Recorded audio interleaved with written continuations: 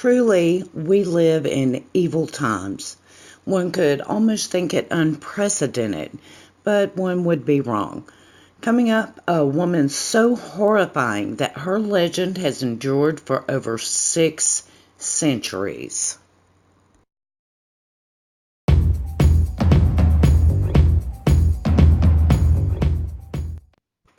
Elizabeth, or Elizabeth in the English pronunciation, which I will be using here, was a 15th century Hungarian countess.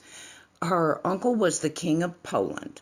Her breeding and bloodline were considered impeccable by the standards of the day. She counted numerous kinsmen throughout all of the noble houses of Europe, and Eastern Europe was in her family's total control as they were extremely well landed.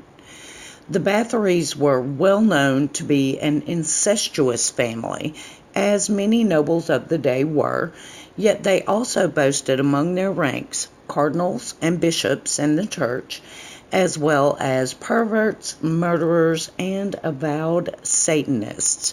So it's no wonder that Elizabeth turned out to be such a cruel, cold woman. Her ancestral home of Katish in Slovakia was ornate inside and out and projected refinement and grace. Placed on a steep hillside with a thick moat, it was built to withstand almost any assault, unless the monster was already inside of the castle walls.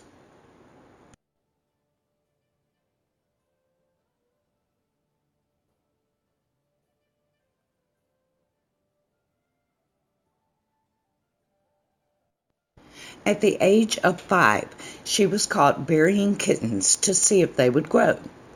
Her nanny congratulated her on her innovative thinking, but tried to inform her that it just didn't work that way.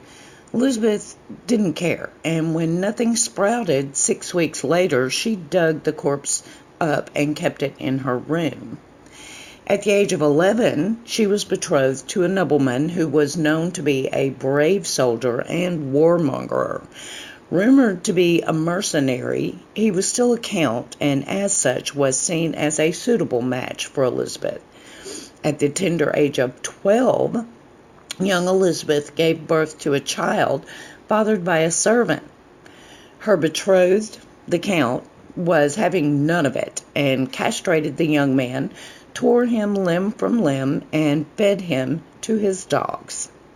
When Elizabeth reached the age of 14, the two were wed. Because she outranked him socially, he took her name instead, and she retained hers. For many, many years, Elizabeth was believed to be childless as she quietly kept her daughter out of the way, and her husband was always off fighting in wars. Eventually, she did bear him 4 children, and at the age of 43, she became a widow. Elizabeth was considered by many as a raving beauty in her day, having raven tresses, clear glowing skin, large doe eyes, and a quick wit.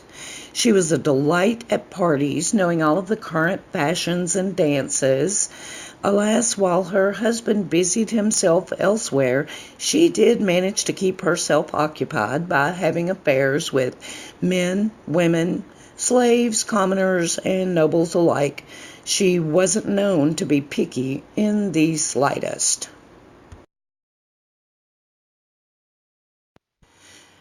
But the smiling beauty hid an evil soul behind her airs of courtly grace. She practiced the dark arts, even hiring a witch to teach her more about the occult and later becoming her lover. Together, they would hire servant girls, virgins only, and torture them to their deaths for their own sadistic pleasure.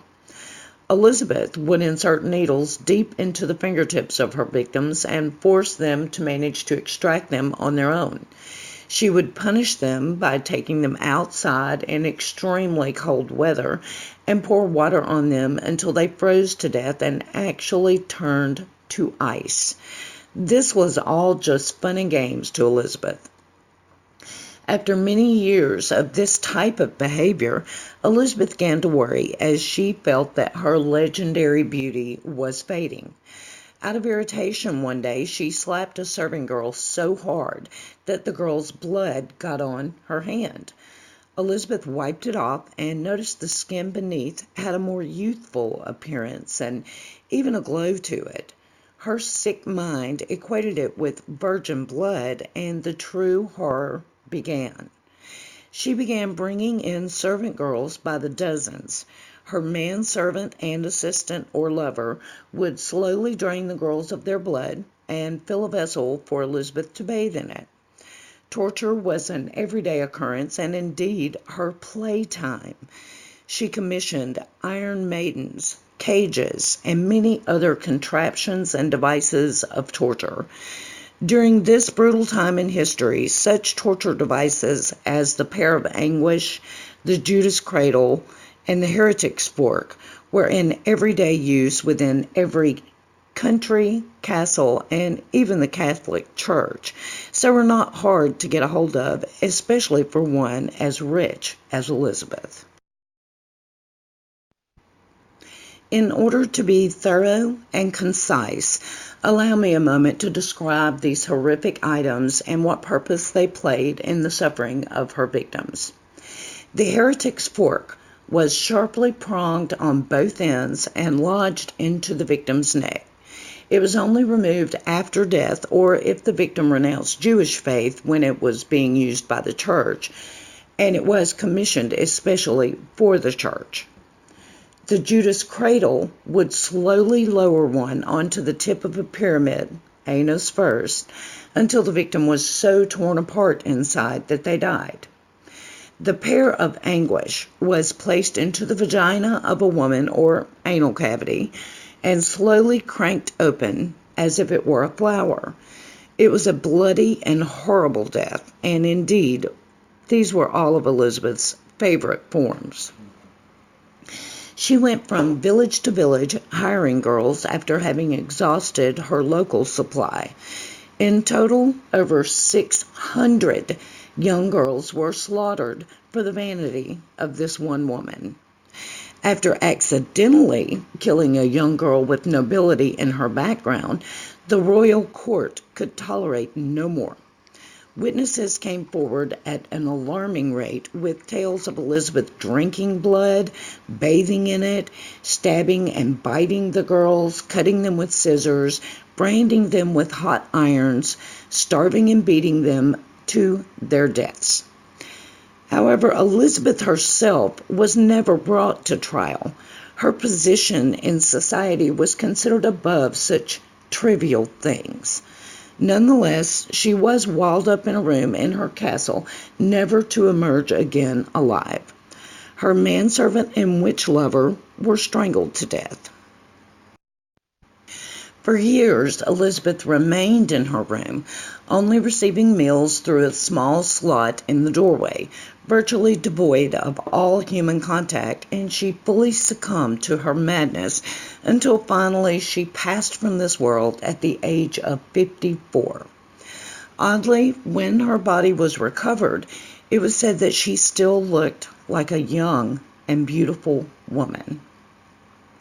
Today, the remains of her castle are all that is left of this monster, that and her legend. In an ongoing effort to try to keep history from repeating, I again leave you with the quote, dear viewers, from Buddha. It is a man's own mind, not his enemy or foe, that lures him to evil ways. And with that, thank you for watching. And if you found this video informative, smash that like button. And for more great content, hit that subscribe button and turn on notifications so you never miss a future video.